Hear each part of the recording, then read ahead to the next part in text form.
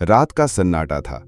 चारों तरफ शांति बिखरी हुई थी, लेकिन भीतर मन के विचार किसी बेकाबू नदी की तरह बह रहे थे।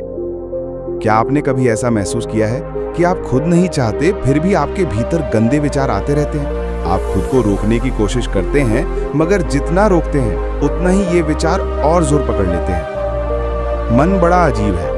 हम अपने मन को साध लें तो जीवन स्वर्ग बन जाता है, और अगर मन हमें साध ले तो यही जीवन नर्क में बदल जाता है। हर इंसान के भीतर कभी ना कभी ऐसे विचार जरूर आते हैं जिन्हें वो खुद भी स्वीकार नहीं करना चाहता।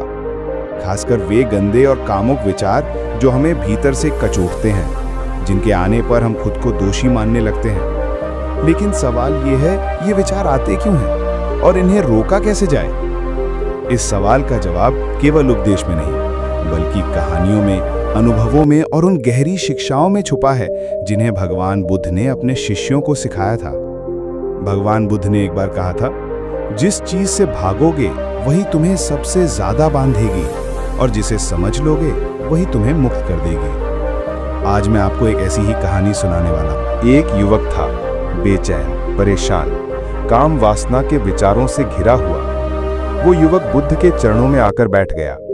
उसकी आंखों में थकान थी, चेहरे पर उदासी और भीतर असहायता का बोझ। उसने कांपती आवाज में कहा, गुरुवर, मैं नहीं चाहता कि मेरे मन में ये गंदे कामुक विचार आएं, लेकिन चाहकर भी उन्हें रोक नहीं पाता।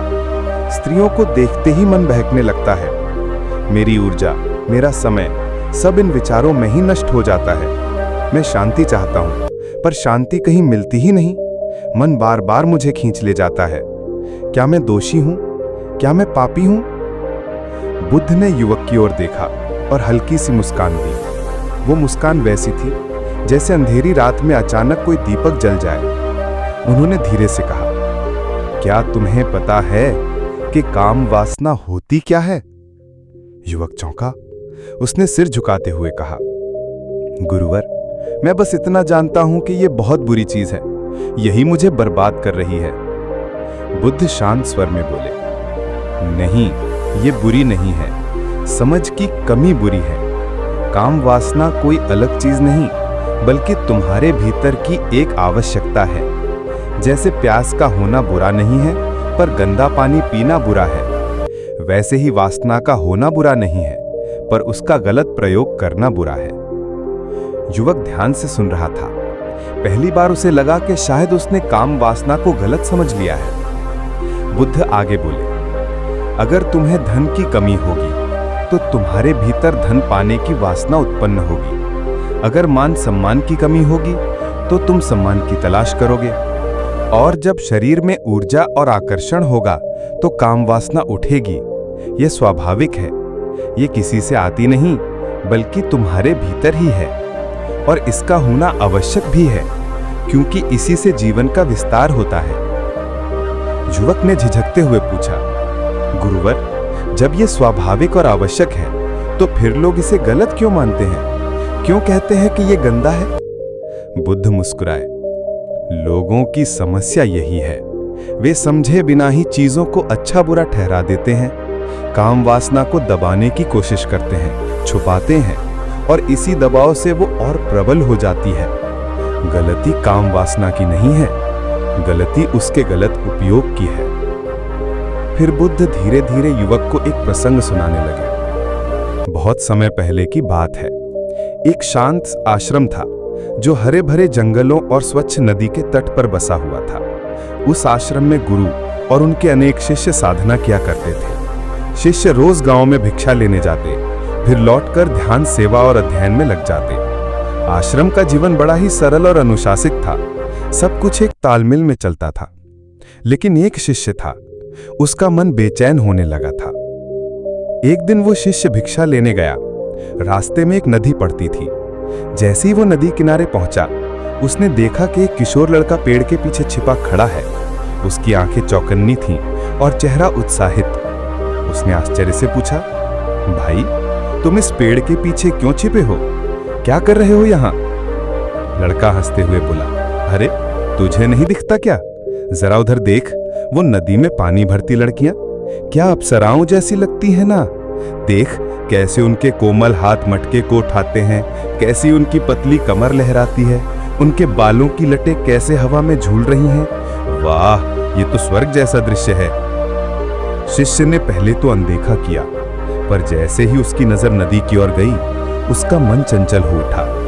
अब तक वो उन लड़कियों को केवल साधारण दृष्टि से देखता था, लेकिन अब अचानक वही दृश्य उससे अलग तरह से दिखने लगा। उसके भीतर एक हलचल हुई। उसने सोचा, मैं ये क्या देख रहा हूं? क्यों मेरे मन में ये भाव उठ रहे हैं? वो जल्दी से वहां से भाग आया, लेकिन दृश्य वही नहीं रुका। आश्रम लौटकर भी उसका मन बार बार वही दृश्य दोहराता रहा। लड़कियों की हंसी, उनके चलने का अंदाज, पानी से भीगे हुए चेहरे, सब उसके मन में बार बार उमड़ने लगता। वो परेशान हो गया। आश्रम लौटकर भी उसका मन बार बार वही दृश्य दोहराता रहा। लड़कियों की हंसी, उनके चलने का अंदाज, पानी से भीगे हुए चेहरे, सब उसके मन में बार बार उमड़ने लगता। वो परेशान हो गया। अब न ध्यान में मन लगता, न सेवा में। वो बेचैन रहने लगा। रातों को करवटें बदलता, दिन में मन कहीं और डोलता। गुरु ने ये सब भांप लिया। वे जानते थे कि मेरा शिष्य मार्ग से भटक रहा है। एक दिन गुरु ने उससे कहा, शिष्य, आज से मैं भी तुम्हारे साथ भिक्षा लेने चलूंगा। शिष्य घबरा गया। नहीं गुरुदेव, इसकी क्या जरूरत है? मैं अकेला ही भिक्षा ले आऊंगा। गुरु मुस्कुराए। अच्छा ठीक है, तुम अकेले ही जाओ। लेकिन गुरु चुपचाप उसके पीछे पीछे चल पड़े। थोड़ी दूर जाकर उन्होंने देखा कि उनका शिष्य पेड़ के पीछे खड़ा है। वही लड़का साथ है और दोनों मिलकर नदी में पानी भरती लड़कियों को देख रहे हैं। गुरु ने पास आकर आवाज लगाई, शिष्य, आज तुम इन लड़कियों से ही भिक्षा क्यों नहीं मांग लेते? ये सुनते ही शिष्य के होश उड़ गए। उसका चेहरा लाल हो गया, पसीना छूटने लगा, जैसे कोई अपराधी रंगे हाथ पकड़ा गया हो। वो कांपने लगा और बोला, गुरुदेव, मुझसे गलती हो गई। ये सब उस लड़के के कारण हुआ, लेकिन मैं वादा करता हूं आज के बाद ऐसा कभी नहीं करूंगा। कृपया करके मुझे क्षमा कर दीजिए। गुरु ने शांत स्वर में कहा, गलती तेरी नहीं, तेरी संगति की है। जैसी संगति होगी वैसे ही विचार होंगे। बुरी संगति बुरे विचार लाएगी और अच्छी संगति अच्छे विचार। याद रखो, मन वही बनता है जैसी संगति उसे मिलती है। शिष्य सिर झुकाकर रोने लगा। उसने निश्चय किया कि अब वो इस राह पर नहीं जाएगा। उस घटना के बाद शिष्य ने ठान तो लिया कि अब वो उस लड़के के साथ नहीं जाएगा और उन लड़कियों की ओर नहीं देखेगा। लेकिन मन के भीतर जो बीज बो दिया गया था, वो आसानी से शांत कहाँ होता है। जब वो आश्रम में बैठकर ध्यान करता तो अचानक वही दृश्य सामने आ जाता। लड़कियों की हंसी, उनके चलने का अंदाज, पानी से भीगे हुए चेहरे, सब उसके मन में बार बार उमड़ने लगता। वो परेशान हो गया। गुरुदेव ने तो कहा था बुरी संगति छोड़ दो, मैंने छोड़ दी। लेकिन ये मन, ये तो अपने आप ही भागता है उस ओर। मैं क्या करूं? मैं इसे कैसे रोकूं? उसके चेहरे पर चिंता की रेखाएं गहरी हो गई। धीरे धीरे उसका चेहरा मुरझाने लगा। गुरु ने एक दिन शिष्य को देखा और मुस्कुराकर बोले, शिष्य, तेरे चेहरे पर यह उदासी क्यों? क्या ध्यान में प्रगति नहीं हो रही? शिष्य ने हाथ जोड़कर कहा, गुरुदेव, जब भी मैं आंखें बंद करता हूं वही दृश्य सामने आ जाता है।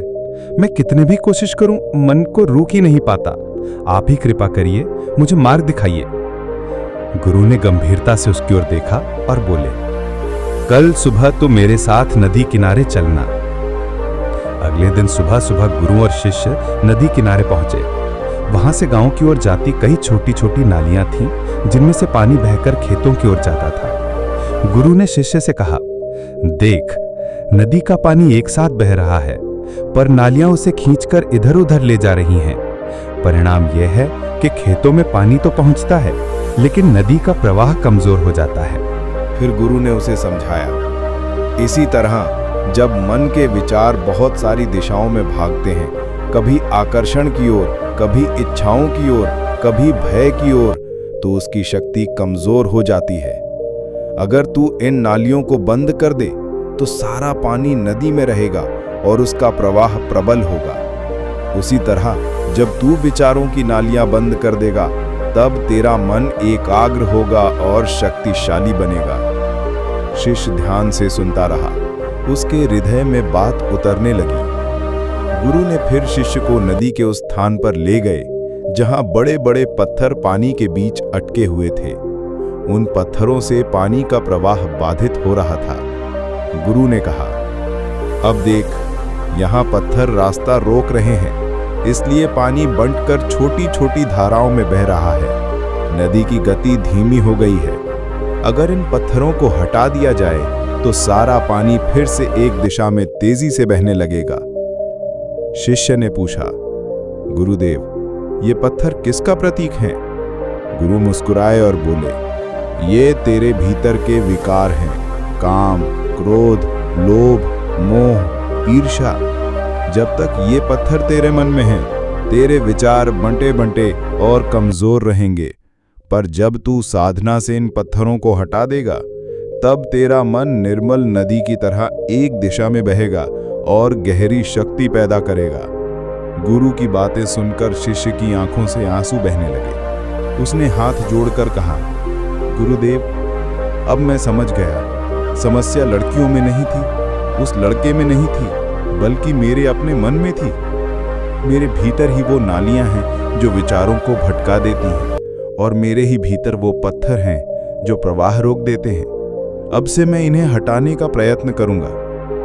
गुरु ने शिष्य के सिर पर हाथ रखकर आशीर्वाद दिया। स्मरण रखो शिष्य, मन वही बनता है जिस पर वो टिकता है। जिस विषय पर बार बार ध्यान जाता है, मन वैसा ही रंग पकड़ लेता है।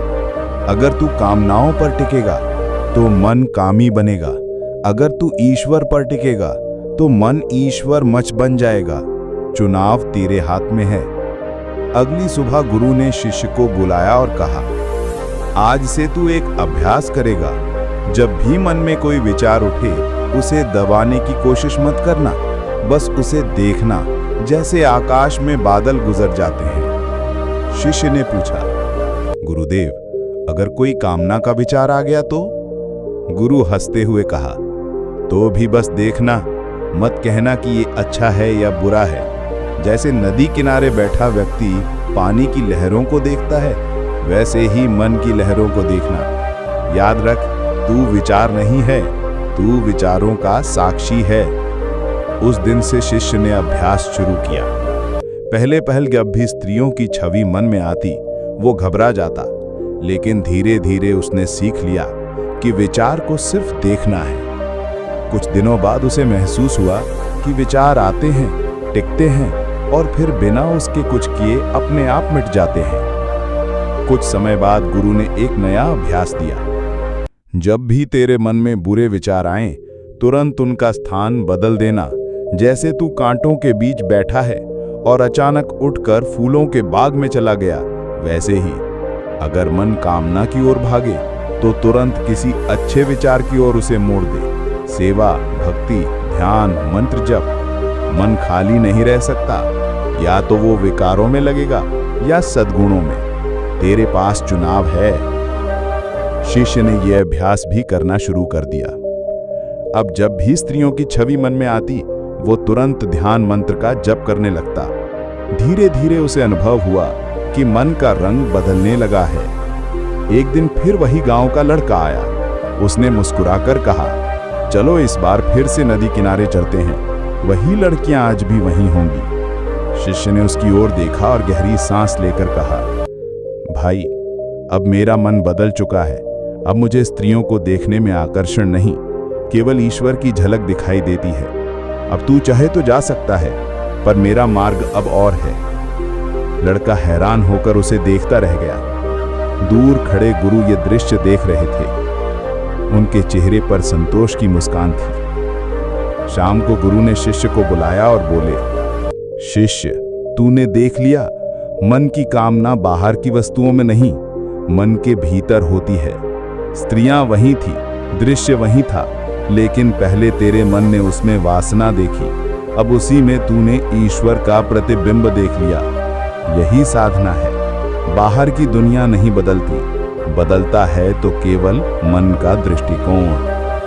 गुरु ने शिष्य के कंधे पर हाथ रखकर कहा, अब तू जान चुका है कि सच्चा ब्रह्मचारी वो नहीं जो स्त्रियों से भागे, बल्कि वो है जो स्त्रियों को भी माँ, बहन, देवी और ईश्वर के रूप में देख सके।